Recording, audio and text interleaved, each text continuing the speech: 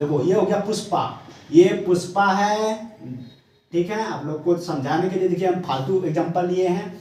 ये पुष्पा है, पुष्पा बैठा हुआ है या बैठी हुई है जो समझो, पुष्पा बैठा हुआ या बैठी हुई है जो समझो, ठीक है।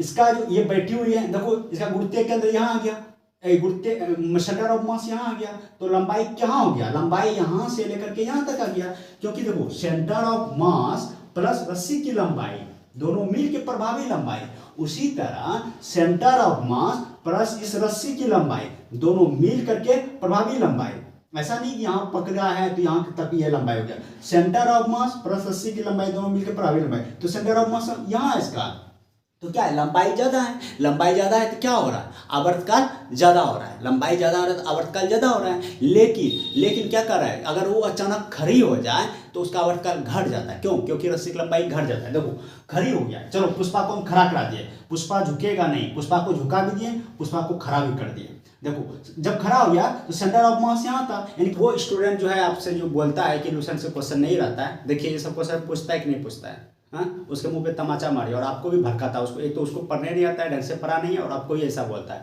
इसलिए ये सब दिमाग से निकाल दीजिए और ढंग से पढ़ाई कीजिए। और क्वेश्चन कहाँ से आता है नहीं आता है बिल्कुल मत छोड़िए, आप ये सोचिए, आपको ये देखना है कि हमको चैप्टर ढंग से क्लियर करना है। चैप्टर क्लियर रहेगा, आप क्वेश्चन कहीं से दे आप बना ले पाएंगे।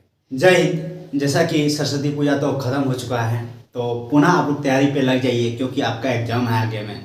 और कंटिन्यू जैसा कि कर रहे थे तैयारी वैसा ही लगे रहिए, क्योंकि कब एग्जाम का डेट दे देगा। आप जैसे कि आरआरबी एनटीपीसी ग्रुप डी का फॉर्म भर रखे हैं, एनटीपीसी में आपका रिजल्ट हुआ स्टेज 1 में, जैसा कि जांच कमेटी बैठाया गया है, कब आपका फाइनल डेट दे देगा कहना मुश्किल है। इसलिए तैयारी पर कंटिन्यू लगे रहिए। और आइए आज का सवाल, आज का क्वेश्चन देखते हैं। और आज का जो क्वेश्चन लाए हैं हम लूसेंट का लाए हैं। लूसेंट का वो क्वेश्चन लाए हैं जो बराबर किसी भी एग्जाम पे आप बैठते हैं आपसे पूछा जाता है। आज जो चैप्टर का नाम है वो है सिंपल पेंडुलम। क्या है? Simple pendulum. सिंपल पेंडुलम जिसको बोलते हैं सरल लोलक। क्या बोलते हैं? सरल लोलक। सरल लोलक, ठीक है।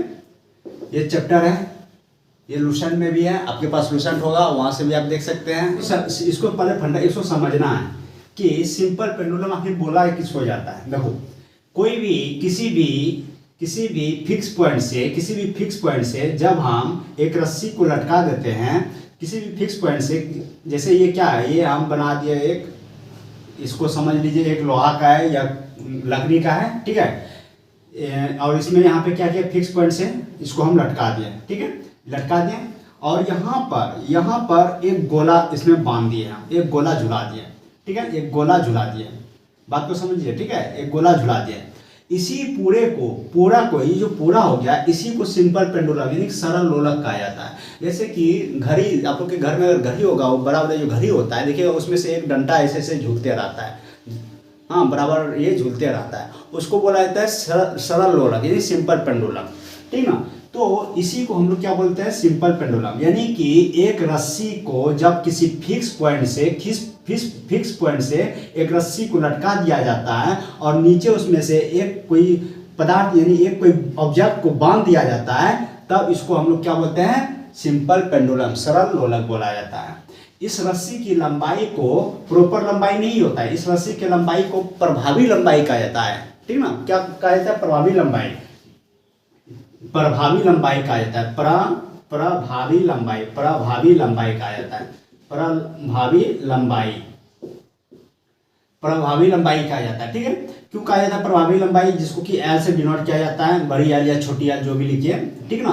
क्यों कहा जाता है? क्योंकि देखिए इस रस्सी की लंबाई एल है, ठीक है, इस रस्सी की लंबाई एल है, लेकिन एल है और यहाँ पे देखना है, देखिए इसका जो सेंटर ऑफ मास है, ठीक है, इसका सेंटर ऑफ मास यानी कि द्रव्यमान का जो केंद्र है, ये क्या है, ये है द्रव्यमान का केंद्र, ये है। यहाँ से लंबाई नापा जाता है, सिंपल पेंडुलम का जो लंबाई मापा जाता है, जैसे इसका क्या हो गया, ये हो गया सेंटर ऑफ मास यानी कि द्रव्यमान का केंद्र ये हो गया। तो यहाँ से इसका लंबाई मापा जाएगा, यहाँ से मापा जाएगा, यहाँ से नहीं मापा जाएगा, ये गलत है, ठीक है, ये गलत है।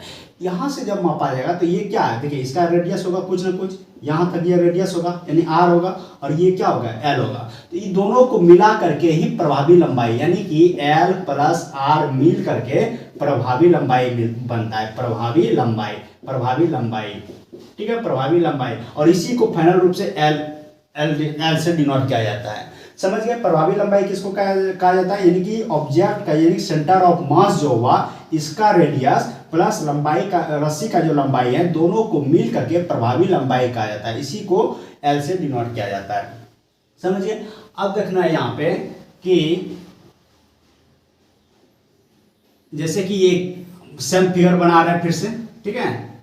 देखो ये क्या हो गया, ये गोला लटका दिया, ठीक है। अब देखो इसको हम थोड़ा इधर विस्थापित करते हैं, यानी कि इसको इधर पुश करते हैं, ठीक है। इसको इधर पुश करते हैं तो ये यहाँ आ गया, कहाँ आ गया, यहाँ आ गया, ठीक है। ये यहाँ आ गया और इसको हम यहाँ से डॉट डॉट से मिलाते हैं, ठीक है। फिर जब किसी भी चीज को जब हम उधर पुश करते हैं, कोई रस्सी से, कोई जैसे ये क्या है, ये रस्सी से लटका हुआ है, ठीक है। ये लंबाई, ये रस्सी की लंबाई है और यहाँ पे गोला है। जब इसको हम उधर पुश करेंगे तो ये इधर भी आएगा, फिर इधर पुश करेंगे, अगर इधर हम पुश करते हैं तो फिर ये इधर भी जाएगा। क्यों जाएगा? क्योंकि ये क्या है, गति में है, गति में है। जैसे आप दौड़ते हैं, पूरा स्पीड में कोई दौड़ता है तो उसको जैसे बोलता है रुकने, क्या वो अचानक रुक पाता है क्या, कुछ ना कुछ आगे जाता है। उसी तरह जब हम इसको इधर करेंगे ये फिर इधर भी आएगा, फिर इधर भी आएगा। तो ये जब हम इसको इधर पुश किए तो वहाँ गया, वहाँ से फिर ये यहाँ आ गया, कहाँ गया, यहाँ आ गया। तो फिर इसको हम डॉट डॉट से मिलाते हैं, डॉट डॉट से मिलाते हैं, यहाँ पे ये गोला यहाँ आ गया, ठीक। अब इसको समझना है हमको कि यहाँ से जो यहाँ पे गया इसको क्या किया, विस्थापित किया, डिस्प्लेसमेंट किया, हाँ, इस पर कुछ ना कुछ बल लगाए। तो कौन सा बल लगाए, यहाँ पर इसको जैसे कि क्या है, ये लटका हुआ है, ऐसे लटका हुआ है, इसको हम उधर ठेल दिए, उधर ठेल दिए, बल लगाए। कौन सा बल लगाए, इसमें जो बल लगता है प्रत्यानयन बल, प्रत्यानयन बल लगता है। कौन सा बल लगता है, ध्यान रखिएगा, प्रत्यानयन बल लगता है। सिंपल पेंडुलम जो गति करता है कौन से बल के कारण, कौन सा बल उसमें कम करता है, तो कौन से बल कम करता है, तो प्रत्यानयन बल के कारण ये मूव करता है, ठीक है। जब इसको हम उधर मूव करते हैं तो क्या होता है, ये उधर जाता है, ठीक है। फिर ये क्या होता है, फिर ये इधर आता है, ठीक है। समझिए प्रत्यानयन बल किसको बोलते हैं। फिर ये यहाँ पे आएगा, फिर ये यहाँ पे आएगा, फिर ये यहाँ से यहाँ जाएगा, इधर जाएगा। देखो इधर मूव करिए, वहां गया, वहां से ये रिटर्न होकर के फिर वापस यहाँ आया, फिर ये जा रहा है यहाँ, फिर वापस रिटर्न होकर के यहाँ आ गया। तो इसको हम बोलेंगे, देखिए यहाँ से जो यहाँ गया है, विस्थापन हुआ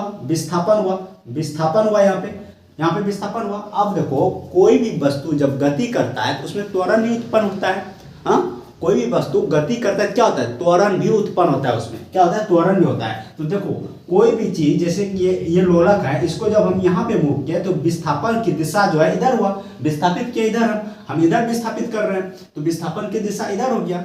तो लेकिन त्वरण की दिशा उल्टा होगा, त्वरण का जो दिशा होगा वो उल्टा होगा। क्यों होगा, उल्टा क्यों होगा, देखो हम क्या बोले, त्वरण बराबर क्या होता है, A=v/t, यानी कि वेग में परिवर्तन की दर को त्वरण कहते हैं। A=v/t, वेग में परिवर्तन की दर को त्वरण कहते हैं। यानी किसी भी वस्तु में जब उसमें वेग होता है तभी त्वरण उत्पन्न होता है। तो देखो यहाँ पे त्वरण है क्या, यहाँ पे तो ये क्या है, मिड पॉइंट है, लोलक का ये मिड पॉइंट है, ये तो स्थिर है। यहाँ पे देखो ये तो स्थिर है। जब ये इसमें कोई वेग ही नहीं है, इसमें त्वरण उत्पन्न होगा क्या, नहीं होगा। त्वरण उत्पन्न करने के लिए क्या होगा, इसमें गति कराना पड़ेगा। तो गति जब कराएंगे तभी त्वरण होगा। तो यहाँ से इधर गया तो यहाँ पर त्वरण मैक्सिमम होता है, ज्यादा होता है, पॉजिटिव होता है, यानी कि ज्यादा होता है। जब ये यहाँ से वापस यहाँ आएगा तो क्या होगा, यहाँ पे त्वरण तो जीरो था, तो यहाँ पे त्वरण जीरो है, तो यहाँ पे यानी त्वरण क्या होगा, घटते जाता है। इसीलिए त्वरण की दिशा जो है उल्टा होता है, त्वरण का जो दिशा होता है वो उल्टा होता है, ठीक है। त्वरण का जो दिशा होता है वो निगेटिव होता है, और विस्थापन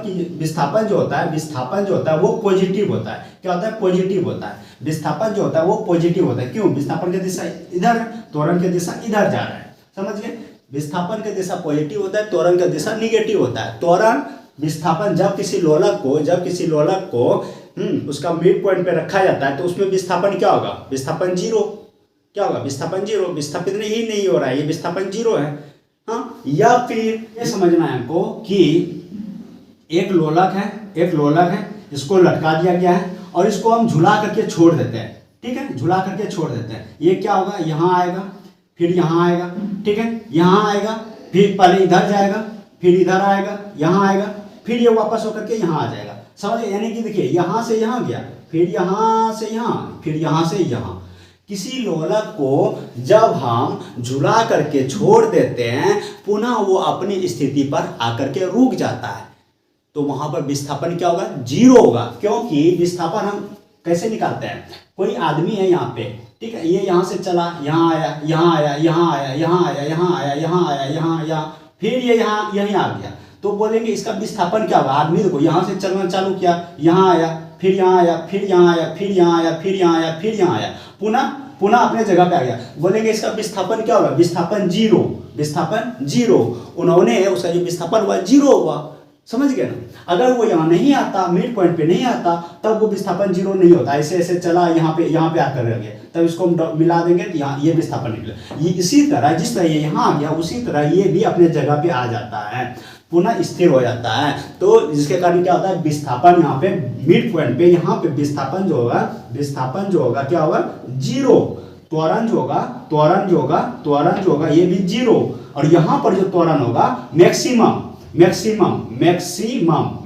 होगा। और यहाँ इधर जो होगा, इधर जब रिटर्न आएगा तो फिर क्या हो जाएगा? निगेटिव हो जाएगा। इसीलिए मिड पॉइंट पर विस्थापन जीरो, त्वरण जीरो। लेकिन विस्थापन का जो दिशा होता है वो त्वरण का उल्टा होता है, ठीक है, त्वरण का उल्टा होता है। इसीलिए त्वरण में क्या होता है? निगेटिव का चिन्ह लगा रहता है। विस्थापन की दिशा त्वरण का उल्टा होता है, इसलिए त्वरण में क्या होता है? निगेटिव का चिन्ह लगा रहता है।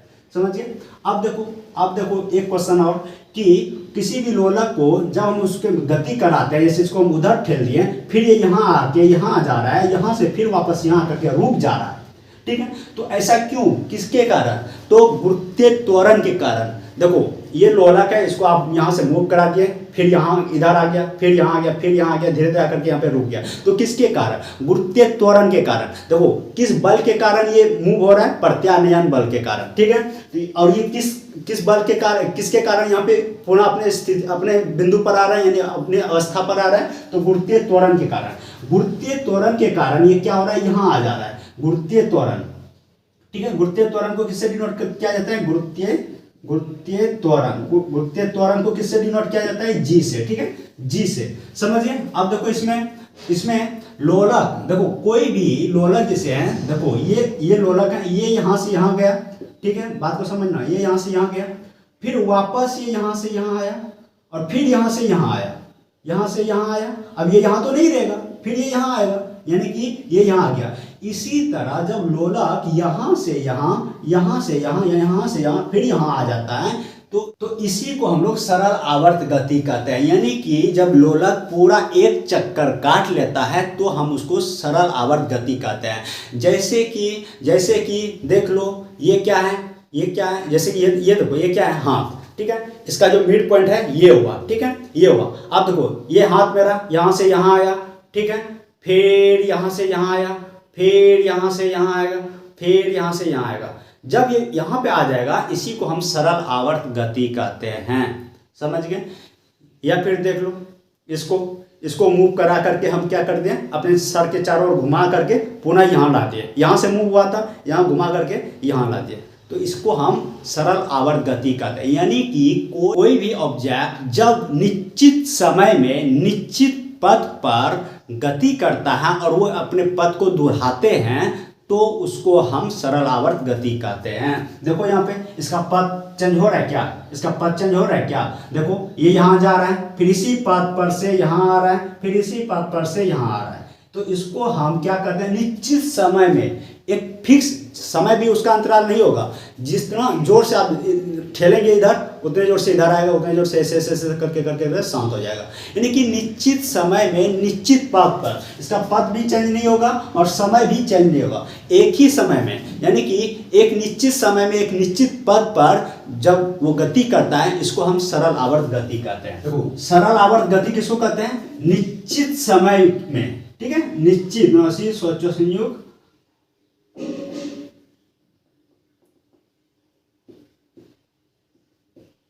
निश्चित समय में निश्चित पथ पर, ठीक है, निश्चित समय प्लस निश्चित पथ, नियत पथ, नियत पथ, ठीक है। निश्चित समय प्लस नियत पथ, यानी कि कोई भी लोलक जब एक फिक्स समय में फिक्स पथ पर गति करता है तो उसी को हम सरल आवर्त गति कहते हैं। तो सरल आवर्त गति का डिफिनेशन क्या हो गया? निश्चित समय प्लस नियत पथ या निश्चित पथ, एक ही पथ पर एक ही समय में गति करता है तो उसको हम सरल आवर्त गति कहते हैं। क्वेश्चन हो गया। ये भी क्वेश्चन पूछ सकता है आपसे कि सरल आवर्त गति किसे कहते हैं, तो आप बोलेंगे निश्चित पथ पर निश्चित समय में, एक फिक्स पथ पर फिक्स समय में जब वो गति करता है तो उसको हम सरल आवर्त गति कहते हैं। सरल लोलक का जो फॉर्मूला होता है वो पहले हम लिख देते हैं, ठीक है। सरल लोलक यानी कि सिंपल पेंडुलम का जो फॉर्मूला होता है सरल लोलक का आवर्त काल यानी कि टाइम पीरियड क्या होता है? 2 रूट अंडर एल बाई जी। क्या होता है? 2 रूट अंडर एल बाई जी क्यों होता है? जैसा कि हम फिगर में फिर से हम बनाते हैं। देखो ये क्या हुआ? सिंपल पेंडुलम हो गया, ठीक है, सिंपल पेंडुलम हो गया। अब देखो इसको जैसे हम मूव करा करके यहाँ पर भेजें, इसको फिर ये यहाँ आएगा, इधर आएगा, जैसा कि अभी समझाएं इसको हम आप लोगों को, ठीक है। ये बात को समझना ये कैसे होता है, ठीक है। देखो 2 पाई ये कांस्टेंट वैल्यू है, ये किसी भी स्थिति में कहीं पे जाओ, पृथ्वी पे रहो, चंद्रमा पे जाओ, किसी ग्रह पे जाओ, उसका वैल्यू चेंज नहीं होता है, ये कांस्टेंट वैल्यू है। एल और जी, एल क्या हो गया? प्रभावी लंबाई हो गया, जैसा कि हम बताएं ये प्रभावी लंबाई हो गया एल। जी क्या है? गुरुत्वीय त्वरण है। जी क्या है? गुरुत्वीय त्वरण। ये प्रभावी लंबाई है, प्रभावी लंबाई किसको बोलते हैं अभी जस्ट हम बता दिए। और ये गुरुत्वीय त्वरण है, गुरुत्वीय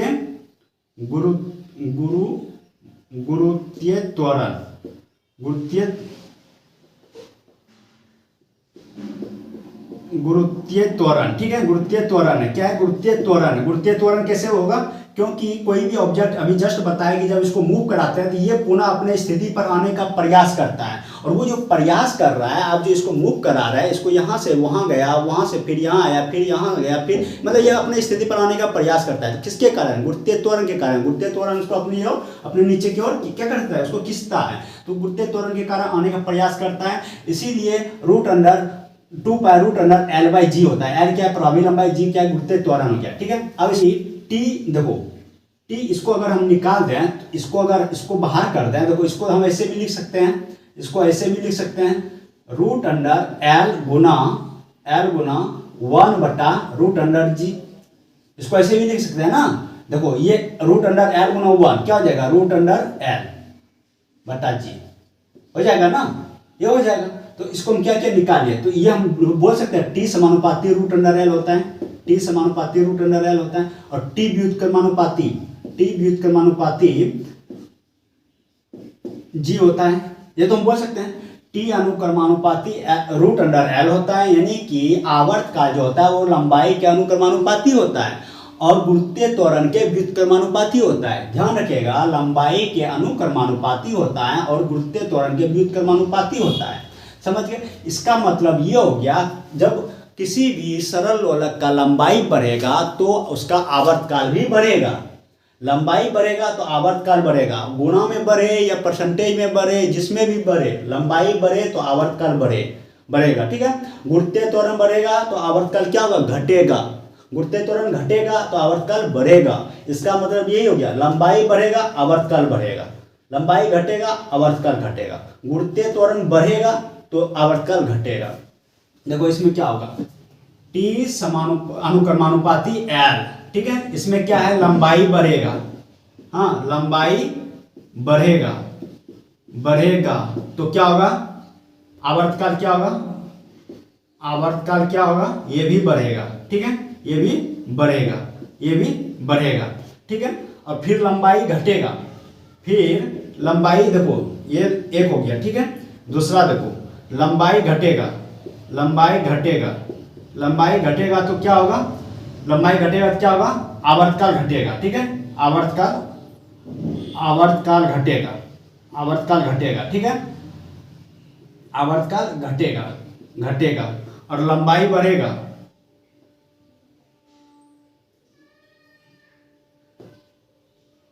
समझिए, लंबाई बढ़ेगा आवर्तकाल बढ़ेगा, लंबाई घटेगा तो आवर्तकाल घटेगा। समझिए, लंबाई घटेगा तो आवर्तकाल घटेगा। क्यों? क्योंकि टी जो है एल के अनुक्रमानुपाती होता है। उसी तरह उसी तरह g जो है t के बीच के अनुपाती होता है। g का वैल्यू कहीं 9.8 होता है, कहीं 9 कहीं 10 होगा। जो जैसे कि g के वैल्यू में चेंजेस कब होता है, जब हम पृथ्वी तल को छोड़ते हैं, समुद्र के किनारे जाते हैं या फिर पृथ्वी तल से ऊपर जाते हैं या फिर नीचे जाते हैं। जैसे जैसे g के वैल्यू में चेंजेज होगा वैसे वैसे t के मान में चेंजेज होगा। समझ गए। अब देखो इसमें सवाल जो आता है, देखो कह रहा है कि यदि लंबाई घट जाए तो t भी घट जाएगा। क्वेश्चन पूछता है कि किसी सरल लोलक का लंबाई घटने पर उसके आवर्तकाल पर क्या प्रभाव पड़ेगा। अभी जस्ट बताए, लंबाई घटेगा तो आवर्तकाल घटेगा। ठीक है। अब देखो आगे कह रहा है कि यही कारण है कि यदि कोई लड़की झूला झूलते झूलते खड़ी हो जाए, खड़ी हो जाए तो उसके गुरुत्व केंद्र ऊपर उड़ जाएगा और प्रभावी लंबाई घट जाएगा, जिससे झूले का आवर्तकाल घट जाएगा। इसको आप लोग समझे, आप लोग नहीं समझे। देखो कह रहा है कि कोई लड़की झूला झूल रही है। देखो इसमें जो क्वेश्चन पूछता है दो टाइप का, एक तो पूछेगा कोई लड़की झूला झूल रही है, उसके बगल में दूसरी लड़की आकर के बैठ गया तो उसके आवर्तकाल पर क्या प्रभाव पड़ेगा। देखो कोई लड़की झूला झूल रही है, उसके बगल में आकर के दूसरी लड़की बैठ गया तो उसके पे क्या मास का प्रभाव पड़ा है, द्रव्यमान इसमें है कहीं। देखो तो द्रव्यमान है, इसको आवर्तकाल को किससे मतलब है, सिर्फ एल और जी से। एल क्या है, लंबाई है, जी क्या है, गुरुत्व त्वरण है, सिर्फ एल और जी। उसके बगल में एक हाथी बैठ जाए या एक लड़का बैठ जाए, एक लड़की बैठ जाए, कोई प्रभाव नहीं पड़ेगा। ठीक है। एक क्वेश्चन तो ये पूछता है। दूसरा क्वेश्चन ये है कि अगर उसका लंबाई बढ़ेगा तो आवर्तकाल पर क्या प्रभाव पड़ेगा, आवर्तकाल बढ़ेगा। लंबाई घटेगा तो आवर्तकाल पर क्या प्रभाव पड़ेगा, लंबाई भी घटेगा। यहाँ पर जैसा कि कह रहा है कि कोई लड़की झूला झूलते झूलते अगर खड़ी हो जाए तो गुरुत्व केंद्र उसका ऊपर उठ जाता है, हाँ, और प्रभावी लंबाई घट जाता है। देखो अभी हम क्या बोले हैं कि सरल लोलक जो बनाए हम, प्रभावी लंबाई किसको बोलते हैं, ये क्या है, रस्सी की लंबाई, और ये सेंटर ऑफ मास। ठीक है। इसका लंबाई, इसका रेडियस और प्लस इसका लंबाई, ये दोनों मिल करके बोलते हैं, एल प्लस आर को बोलते हैं प्रभावी लंबाई। इसलिए ऐसा कह रहा है, देखो इसलिए कह रहा है कि कोई लड़की झूला झूलते झूलते खड़ी हो जाए तो उसका गुरुत्व केंद्र ऊपर उठ जाएगा। अब आ रहा है ना कि यदि कोई लड़की झूला झूलते झूलते खड़ी हो जाए तो उसका गुरुत्व केंद्र ऊपर उठ जाता है। देखो गुरुत्व केंद्र ऊपर उठ जाता है, ऐसा क्यों बोला। देखो कि सिंपल पेंडुलम जो था उसका सेंटर ऑफ मास प्लस रस्सी की लंबाई, ये दोनों मिल करके इसको बोलते हैं प्रभावी लंबाई यानी कि एल। उसी तरह कोई व्यक्ति झूला झूल रहा है, बैठा हुआ है, जैसा लड़की बैठी हुई है, तो इसका सेंटर ऑफ मास कहाँ होगा, यहाँ होगा। सेंटर ऑफ मास कहाँ होगा, यहाँ। नाभि वाला जो हिस्सा होता है, जो नाभि वाला हिस्सा होता है, उसको ये सेंटर वाला मास होगा, सेंटर ऑफ मास होगा। ठीक है। यानी कि इसका ये केंद्र होगा, क्या होगा, इसका ये केंद्र होगा। तो देखो केंद्र होगा तो लंबाई क्या होगा, देखो ये हो गया रस्सी, देखो ये हो गया पुष्पा, ये पुष्पा है। ठीक है। आप लोग को समझाने के लिए देखिए हम फालतू एग्जाम्पल लिए हैं। ये पुष्पा है, पुष्पा बैठा हुआ है या बैठी हुई है, जो समझो। पुष्पा बैठा हुआ या बैठी हुई है, जो समझो। ठीक है। इसका जो ये बैठी हुई है, देखो इसका गुरुत्व केंद्र यहाँ आ गया, सेंटर ऑफ मास यहाँ आ गया, तो लंबाई कहाँ हो गया, लंबाई यहाँ से लेकर के यहाँ तक आ गया। क्योंकि देखो सेंटर ऑफ मास प्लस रस्सी की लंबाई दोनों मिल के प्रभावी लंबाई, उसी तरह सेंटर ऑफ मास प्लस इस रस्सी की लंबाई दोनों मिल करके प्रभावी लंबाई। ऐसा नहीं कि यहाँ पकड़ा है तो यहाँ तक ये लंबाई हो गया, सेंटर ऑफ मास प्लस रस्सी की लंबाई दोनों मिलकर प्रभावी लंबाई। तो सेंटर ऑफ मास यहाँ है इसका, तो क्या है, लंबाई ज्यादा है तो क्या हो रहा है, आवर्तकाल ज्यादा हो रहा है। लंबाई ज्यादा हो रहा है तो आवर्तकाल ज्यादा हो रहा है। लेकिन क्या कर रहा है, अगर वो अचानक खड़ी हो जाए तो उसका आवर्तकाल घट जाता है। क्यों, क्योंकि रस्सी की लंबाई घट जाता है। देखो खड़ी हो गया, चलो पुष्पा को हम खड़ा करा दिए, पुष्पा झुकेगा नहीं, पुष्पा को झुका भी दिए, पुष्पा को खड़ा भी कर दिए। देखो जब खड़ा हो गया तो सेंटर ऑफ मास यहाँ था, यानी कि इसका नाभि यहाँ था, बैठा हुआ था पहले, अब खड़ा हो गया तो नाभि यहाँ आ गया, यानी सेंटर ऑफ मास यहाँ आ गया। अब देखो प्रभावी लंबाई क्या हो गया, ये इसका हाथ है, ठीक है, पकड़ा हुआ है पुष्पा, ये प्रभावी लंबाई यहाँ आ गया। देखो अब इसको लंबाई घटाना, पहले तो यहाँ से लेकर के यहाँ आ रहा है, अब देखो इतना सा घटाना लंबाई, तो लंबाई घट गया तो आवर्तकाल घट जाएगा। समझ गए। इसका प्रभावी लंबाई घट जाने के कारण क्या होता है, उसका आवर्तकाल भी घट जाएगा। समझ गए। यही कह रहा था आपका कि यही कारण है कि यदि कोई लड़की झूला झूलते झूलते खड़ी हो जाए तो उसका गुरुत्व केंद्र ऊपर उठ जाता है। देखो गुरुत्व केंद्र ऊपर उठा ना, गुरुत्व केंद्र पहले यहाँ था तो लंबाई ज्यादा था। गुरुत्व केंद्र कहाँ गया, यहाँ आ गया। सेंटर ऑफ मास, किसी भी ऑब्जेक्ट का सेंटर ऑफ मास प्लस लंबाई मिलकर बराबर लंबाई, तो सेंटर ऑफ मास ये हो गया, तो गुरुत्व केंद्र ऊपर उठ गया।